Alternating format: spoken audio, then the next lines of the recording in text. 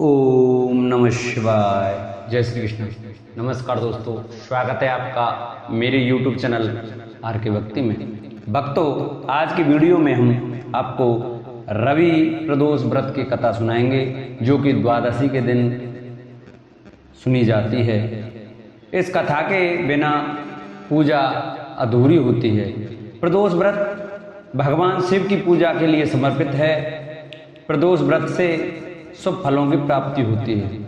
रवि प्रदोष व्रत एक महत्वपूर्ण दिन माना जाता है। इस दिन का शास्त्रों में खास महत्व है। इस पवित्र दिन व्रत रखने से अक्षय फलों की प्राप्ति होती है। साथ ही यह तिथि भगवान शिव और देवी पार्वती की पूजा के लिए सबसे उत्तम मानी गई है। यह दिन शिव पूजा के लिए विशेष होता है। ऐसा कहा जाता है कि इसकी व्रत कथा के बिना सुने यह व्रत पूर्ण नहीं माना जाता। इसलिए इस दिन प्रदोष व्रत कथा जरूर सुननी चाहिए। प्रदोष व्रत को लेकर कई पौराणिक कथाएं प्रचलित हैं, जिनमें से एक का जिक्र आज हम करेंगे। प्राचीन समय की बात है। अंबापुर गांव में एक ब्राह्मणी रहती थी। उसके पति का स्वर्गवास हो गया था, जिस वजह से वह भिक्षा मांगकर अपना जीवन यापन किया करती थी। एक दिन जब वह भिक्षा मांगकर लौट रही थी, तो उसे दो नन्हे बालक दुखी अवस्था में मिले, जिन्हें देखकर वह काफी परेशान हो गई। वह सोचने लगी कि इन दोनों बालकों के माता पिता कौन हैं। इसके बाद वह दोनों बच्चों को अपने साथ घर ले आई। कुछ समय के पश्चात वह बालक बड़े हो गए। एक दिन ब्राह्मणी दोनों बच्चों को लेकर ऋषि सांडिल्य के पास जा पहुंची। ऋषि सांडिल्य को नमस्कार कर वह दोनों बालकों के माता पिता के बारे में जानने की इच्छा व्यक्त की। तब ऋषि सांडिल्य ने बताया कि हे देवी, ये दोनों बालक विदर्भ नरेश के राजकुमार हैं। गंधर्व नरेश के आक्रमण से इनका राजपाट छीन गया है, अतः ये दोनों राज्य से पदच्युत हो गए हैं। यह सुन ब्राह्मणी ने कहा कि हे ऋषीश्वर, ऐसा कोई उपाय बताइए कि इनका राजपाट वापस मिल जाए। जिस पर ऋषि सांडिल्य ने उन्हें प्रदोष व्रत करने के लिए कहा।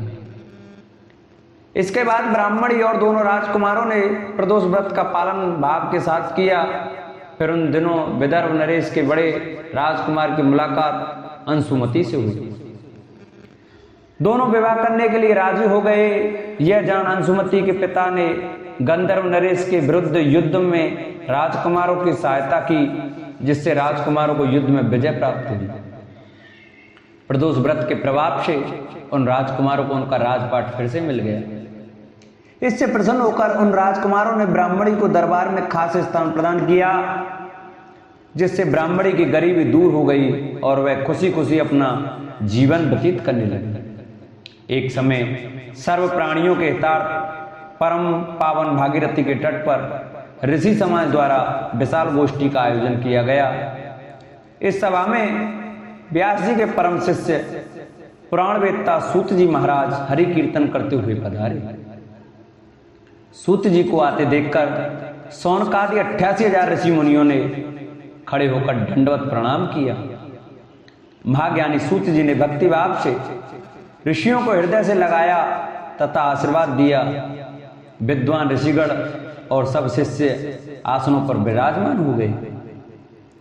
सौनकादि ऋषि ने पूछा, हे पूज्यवर महामते, कृपया यह बताने का कष्ट करें कि मंगलप्रद कष्ट निवारण यह व्रत सबसे पहले किसने किया और उसे क्या फल प्राप्त हुआ। श्री सूत जी बोले, आप सभी शिव के परम भक्त हैं। आपकी भक्ति को देखकर मैं व्रती मनुष्यों की कथा कहता हूं, ध्यान से सुनो। एक गांव में अतिदीन ब्राह्मण निवास करता था। उसकी साध्वी स्त्री प्रदोष व्रत किया करती थी। उसे एक ही पुत्र रत्न था। एक समय की बात है, वह पुत्र गंगा स्नान के लिए गया। दुर्भाग्यवश मार्ग में चोरों ने उसे घेर लिया और वे कहने लगे कि हम तुम्हें मारेंगे नहीं, तुम अपने पिता के गुप्त धन के बारे में हमें बतला दो। बालक दीन भाव से कहने लगा कि बंधुओं, हम अत्यंत दुखी दीन हैं, हमारे पास धन कहाँ है? तब चोरों ने कहा कि तेरे इस पोटली में क्या बंधा है?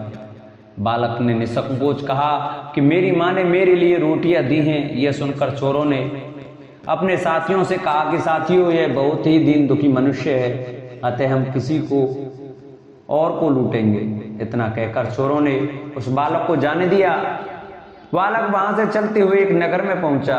नगर के पास एक बरगद का पेड़ था। वह बालक उसी बरगद के पेड़ की छाया में सो गया।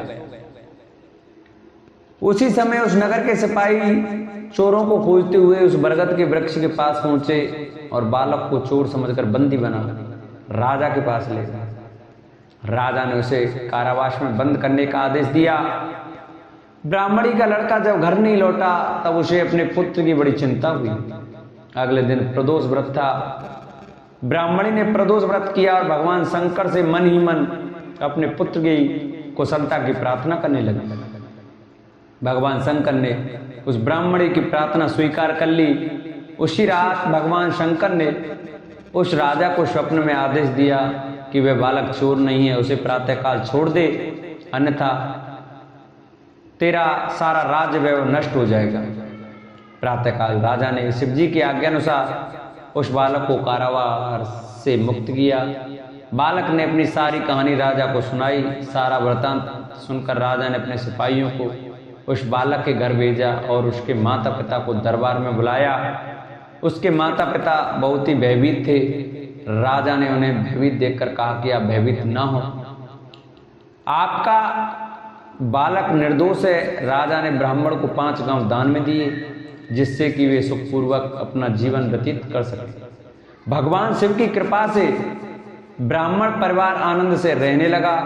अतः जो मनुष्य रवि प्रदोष व्रत को करता है वह सुखपूर्वक और निरोगी होकर अपना पूर्ण जीवन व्यतीत करता है और उसके जीवन में खुशहाली ही खुशहाली आती है।